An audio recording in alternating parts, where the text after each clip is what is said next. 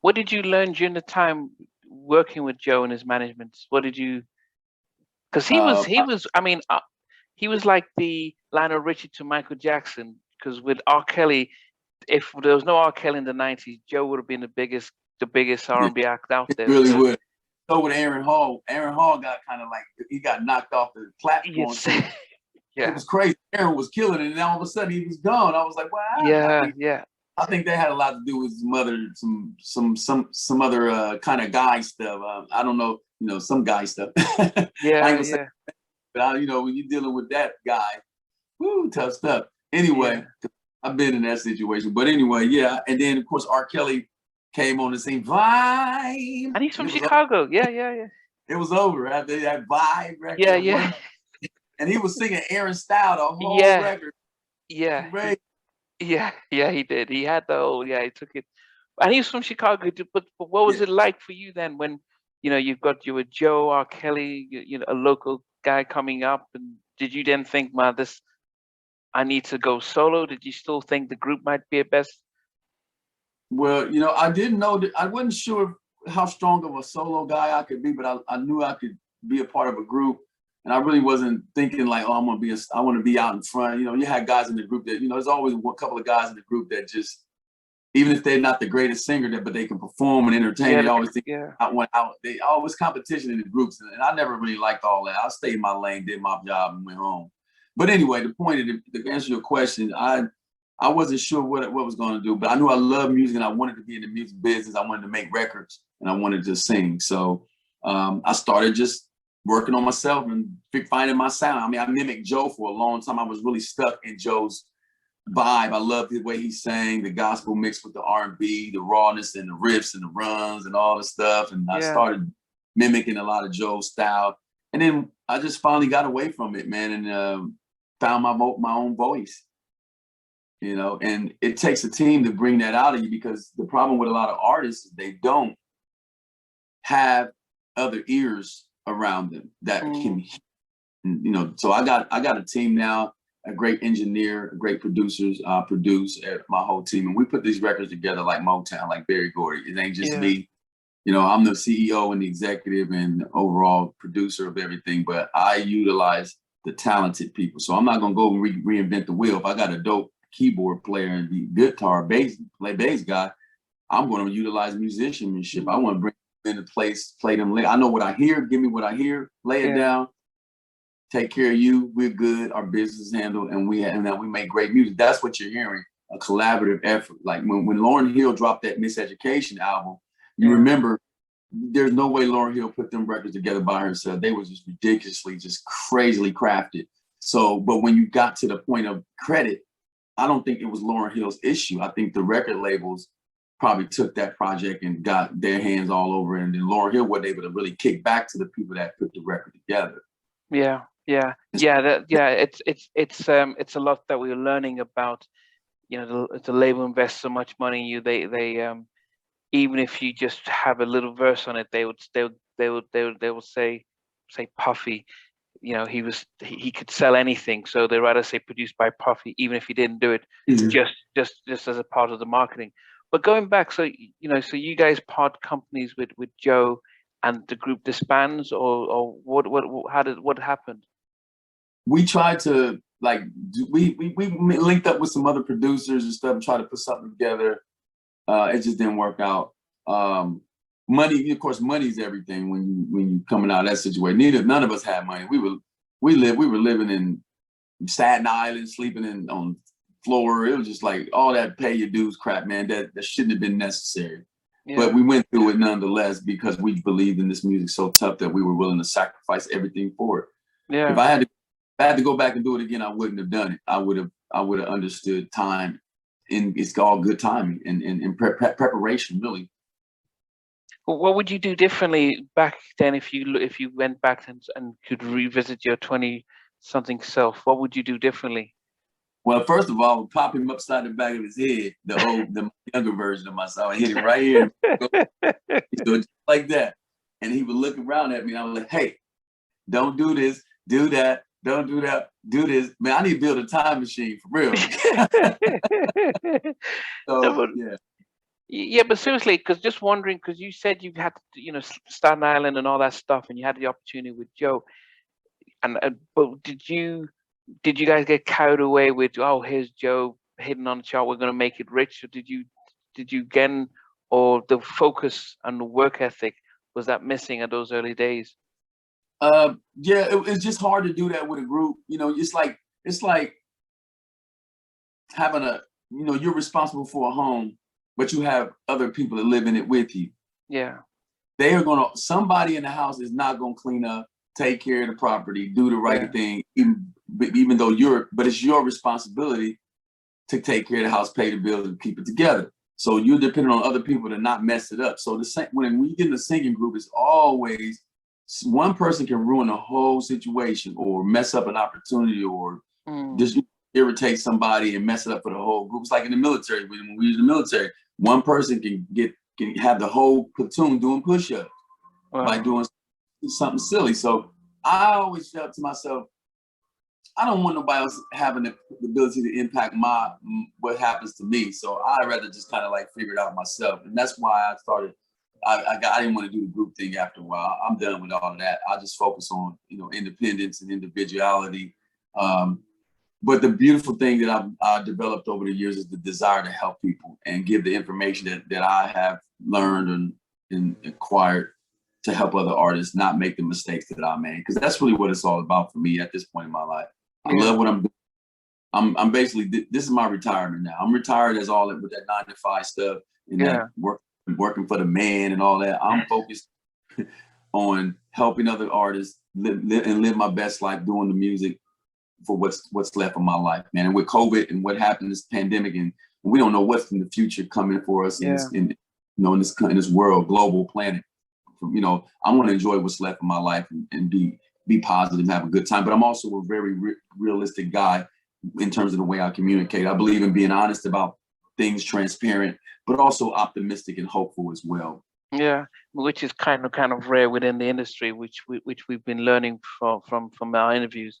But so going back to, you split up from the group, did you then start to decide to get your own record deal, or did you decide to go independent, or did you just put music on the back burner and get a 9 to 5, and what happened? Man, you would be surprised what I've had. My resume is actually pretty amazing. All the jobs I've had over the course of still trying to figure out if I want to be an artist or do music. But I have 3 college degrees, MBA, bachelor's, and AM. Managed to finish 3 college degrees, managed to have 6 beautiful children, 7 grandbabies. Wow. I have, I've worked anything from social work to Boys and Girls Club with youth development, autism, social work, corrections, parole, detail cars, process server where I serve divorce papers and court documents. I'm crazy. I've done everything to pay my bills legally. So, so I'm proud of the work ethic, and that's why you see in my work ethic, I'm relentless. Yeah. No, we'll get to that. I just said, we'll get to that. So okay, my bad. I'm messing. No. It's good. It kind of makes sense. A lot of it makes sense, but because a lot of my audience would always agree that the 90s, especially from the mid 90s, it was just because each night I put out a poll of 5 tracks from the mid 90s, and it's almost impossible to pick the best one because everyone was different, unique, and just hit after hit after hit. Did you not think, I need to get in the game, I need to release stuff? How were you juggling paying the bills but also honing your craft, your music? Singing every chance I got, from the shower to work to wherever I was in the car. But I also I shut the radio off a lot because I felt, it's a bittersweet kind of relationship with the recording industry and the music industry, is that there are people that have made it successful, multimillionaires, Grammys, awards, and they're really not as talented as all that came with that. And I felt like good as anybody else that was doing it, and why not me? So you get this pity party, you start feeling sorry for yourself, go through the phases of that, and stages of grief, I call it, because when you walk away from music, it's like a death in your life, especially when it's in your soul. So it felt like a death. I took 7 years off from 2010 to 2017. I literally didn't pick up a record, didn't sing, didn't look at nothing, didn't listen to nothing, just stayed away. And then it called me again, and I picked it back up, and I've been kicking butt ever since, and I'm not stopping. Get it. You know why? Because I boarded the R&B mission at the time. See, at the time, R&B fell off. Like you heard no R&B for like decades more, 15 years. Yeah. So during those times, did were you living in Chicago or New York when you got back?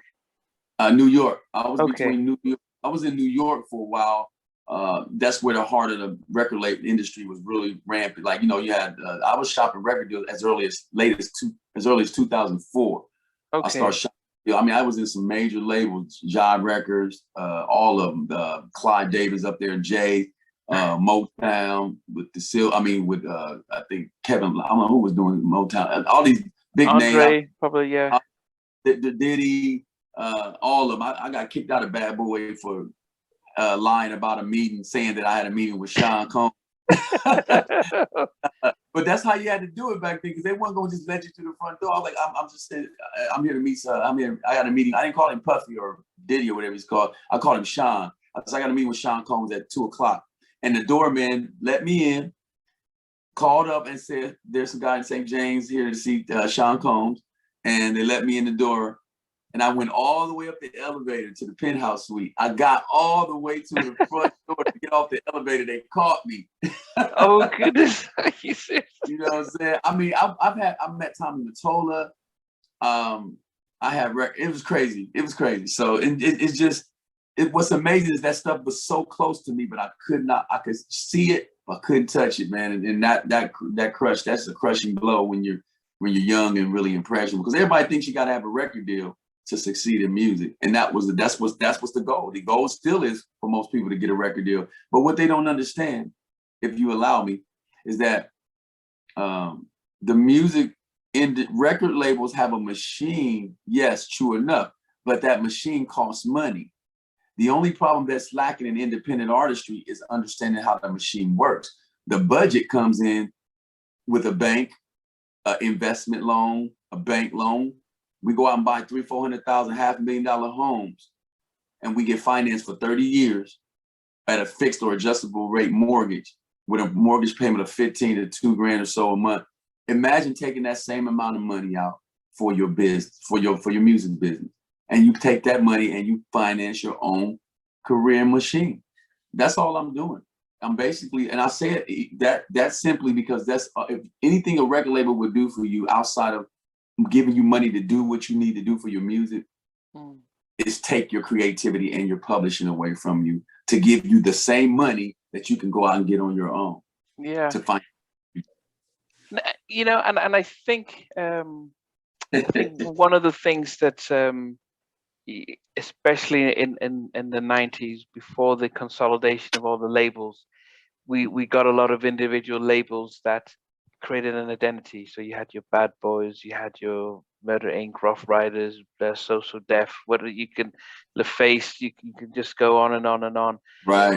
And in a sense, if you were signed to one of those labels, you were almost guaranteed, we don't know about those who didn't release, but those who did come out, you were going to at least go to platinum just because you were associated with one of these labels who, back in the day, apart from Motown, you didn't really talk about Solar. You didn't really talk about A&M or Atlantic. No one heard about. No, it was only in the 90s where the independent labels started to market their labels, so the artists then automatically get a boost because they're coming out on that label. So we were just buying a No Limits record because whoever's on No Limit must be hot, or Death Row. So that's probably why people then want to be signed. But you said you learned through these experiences, knocking on doors and not getting in. Did you just think, well, is it 2017 that you had the epiphany about I can do it myself, or did you just, when you were knocking and those doors weren't opening, did you just say you just gave up and just said it's not going to happen?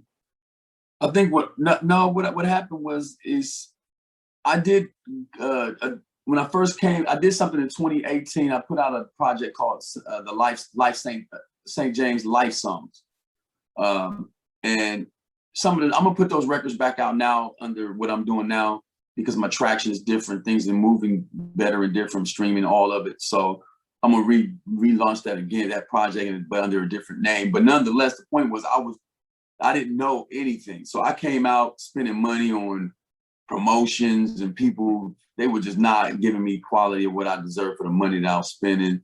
So I learned some lessons between 2018 and the last 2 years, 2020. So I met some pretty cool people that, you know, they're really good people. Their intention is to make their money, but also do good work and care about what you believe, what you're doing. And since the pandemic, man, I've really just kind of got a good, broad understanding of how a lot of this, especially from an independent level, how this works. And so I'm not honestly, I don't pretend to have it all figured out, but I've got a lot more figured out than I've knew before. And it's starting to be a reflection of what's going on with my music and this latest project and for future projects. So yeah, I'm ready to go, man. I just, you know, I'm ready to work, man. Just so people want to make some hits, come see me, man. That's real. No, and we will talk about your latest project with the remixes of If You Were Here Tonight, Even Rock With You.